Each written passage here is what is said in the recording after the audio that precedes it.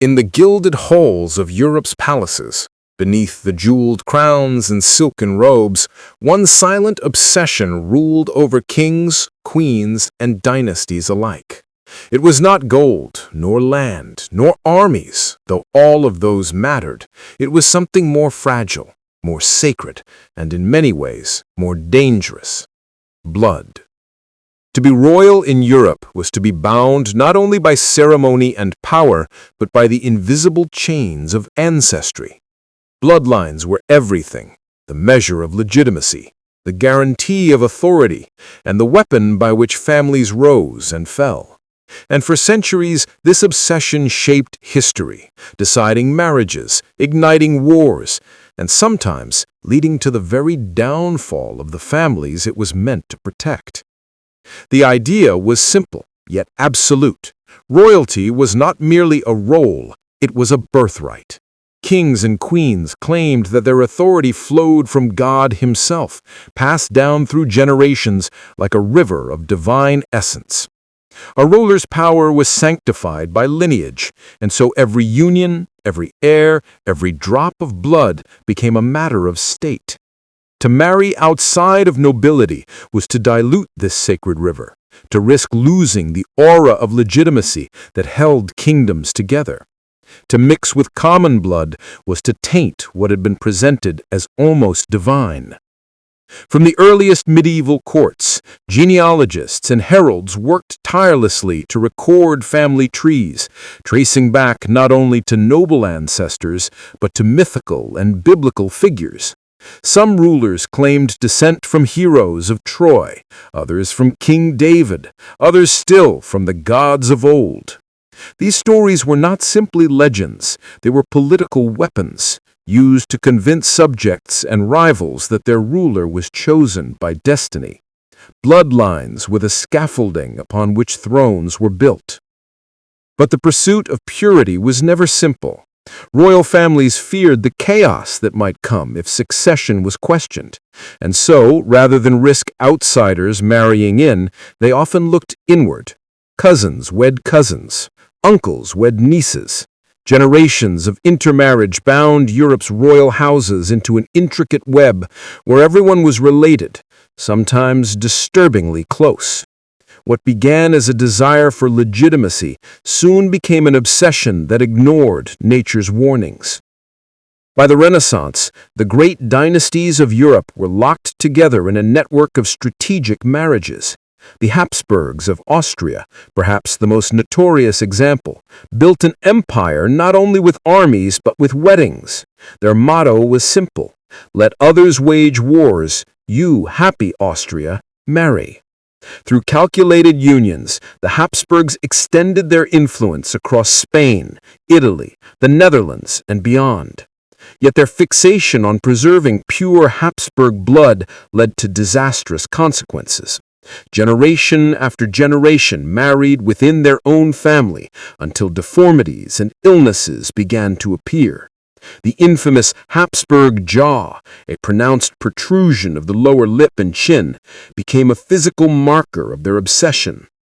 Charles II of Spain, the last of his line, was so inbred that he suffered from a host of deformities, infertility, and mental decline. His inability to produce an heir sparked the War of the Spanish Succession, a conflict that engulfed much of Europe and reshaped the balance of power. But the Habsburgs were not alone. Across the continent, royal houses clung to their bloodlines with equal fervor. The Tudors of England, the Bourbons of France, the Romanovs of Russia all guarded their family trees jealously, ensuring that marriages were made not for love, but for power. A princess was not a daughter, she was a bargaining chip. A prince was not a son, he was a seed to plant in foreign soil. The heart had no place in the politics of blood. Yet bloodlines could be both shield and dagger. Wars often erupted over disputed ancestry.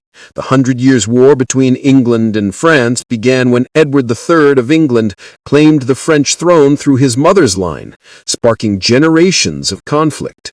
The Wars of the Roses in England were battles not only of armies but of genealogies, rival branches of the Plantagenet family, each insisting that their blood gave them the right to rule. Thrones rose and fell not by the sword alone, but by parchments tracing lines of descent.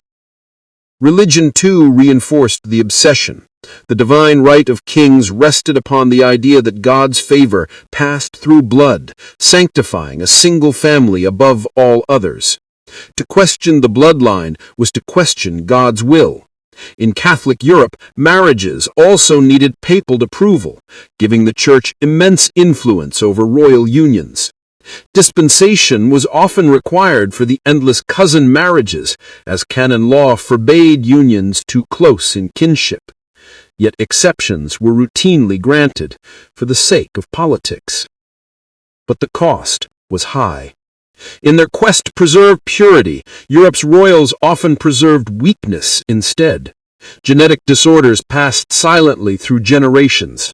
Hemophilia, a blood disorder that prevents clotting, spread through the descendants of Queen Victoria of Britain.